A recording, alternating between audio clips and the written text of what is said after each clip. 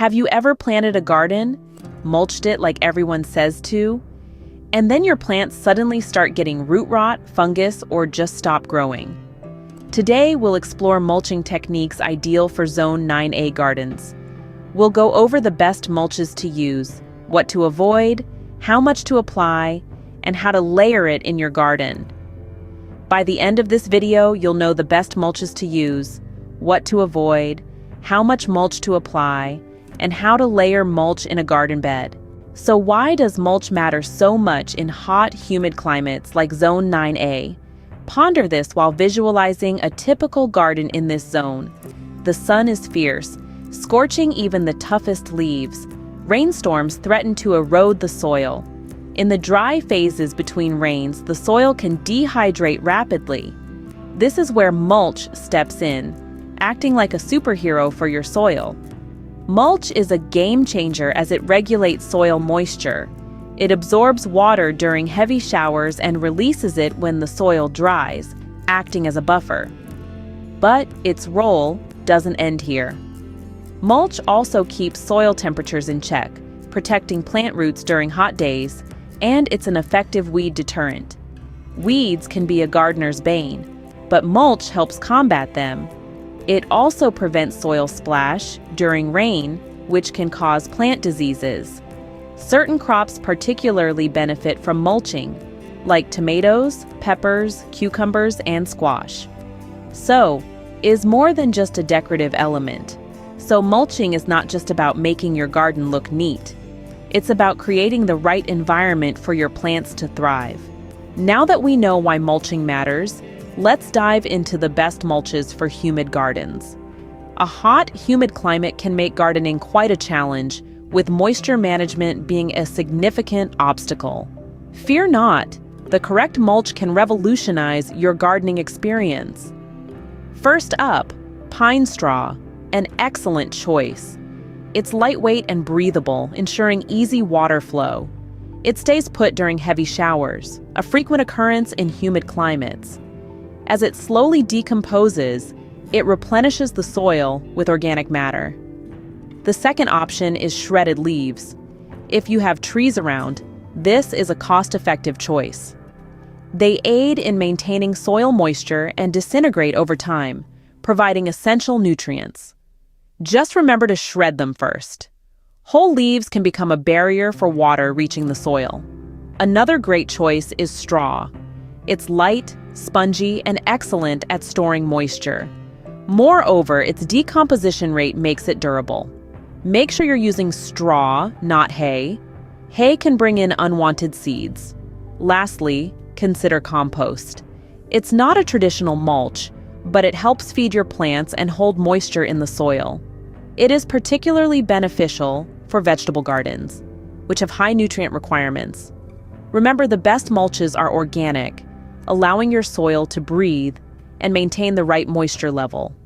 They help control soil temperature, reduce weeds, and stop soil from splashing onto plant leaves during the rain. These mulches decompose over time, enhancing your soil's structure, fertility, and moisture retention ability, a critical aspect in hot, humid climates where soil health is critical. Choosing the right mulch can significantly improve your garden's health and productivity, even under humidity challenges. The best mulches are organic and breathable, so your soil can hold the right amount of moisture. They also help keep the soil cooler, reduce weeds, and stop dirt from splashing onto your plants during rain. Choosing the right mulch can make a big difference in keeping your garden healthy, especially in hot, humid climates. Just like there are mulches that are good for your garden, there are also mulches that you should avoid. Why is this so? Some mulches can cause harm instead of benefit, especially in certain climates. For instance, thick grass clippings can trap heat and moisture, becoming a haven for mold and fungi. Fresh wood chips in vegetable beds may seem beneficial, but they can deprive your soil of nitrogen as they decay, leaving your plants nutrient hungry. Plastic mulch, while efficient in preventing weeds, hampers water and airflow, upsetting gardens' natural balance. It's always wiser to use organic, breathable materials that will enhance your soil and plants. This is because a garden is a living entity, thriving best when we collaborate with nature, not oppose it. After all, a garden is a living, breathing entity, and it thrives best when we work with nature, not against it. So, how much mulch should you use? Try to strive for a mulch layer that's 2 to 4 inches thick. This thickness suppresses weeds, maintains soil moisture, yet allows water to reach the soil. Too little mulch isn't effective in controlling weeds or retaining moisture. But excessive mulch can suffocate your plants, creating a damp environment that may lead to root rot. When you mulch, leave a few inches of space around the base of your plants. This helps prevent too much moisture from building up, which can cause rot and disease. Using the right amount of mulch not only makes your garden look better, it also helps keep your plants healthy. When you mulch the right way, your garden will thank you. Keep mulch a few inches away from plant stems to prevent rot and disease. Now let's talk about how to layer mulch in a garden bed. The key to successful mulching is to replicate nature's way of layering organic material.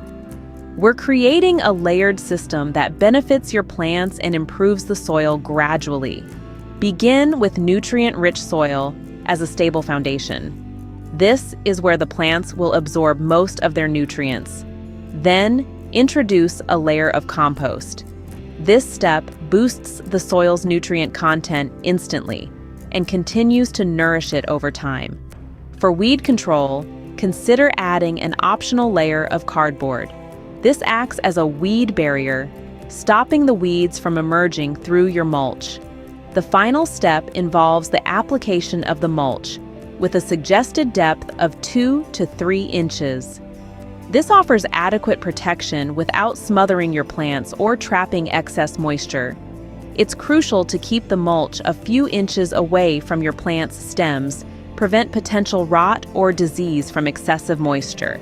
This layered mulching technique not only shields your plants, but also progressively enriches soil fertility. Finally, let's talk about when to apply mulch. Mulching is pivotal in a hot and humid Zone 9A climate. The best period to start is when the soil warms up in spring, often in March or April. Wait until the soil's temperature is consistently above 60 degrees Fahrenheit. Applying mulch too soon could trap cold in the soil, impeding plant growth. Mulching isn't a one-off task, but a recurring process. As the mulch decomposes, it enriches your soil, hence the need for frequent replenishment. We recommend refreshing your mulch 1 or 2 times annually. This not just tidies up garden, but also ensures continuous moisture regulation, weed control, and soil health benefits. Bear in mind, mulch isn't a one-off application. It should be refreshed once or twice per year as it decomposes. So there you have it, the right way to mulch for Zone 9A gardens. We've talked about the ideal mulches, application technique, and benefits.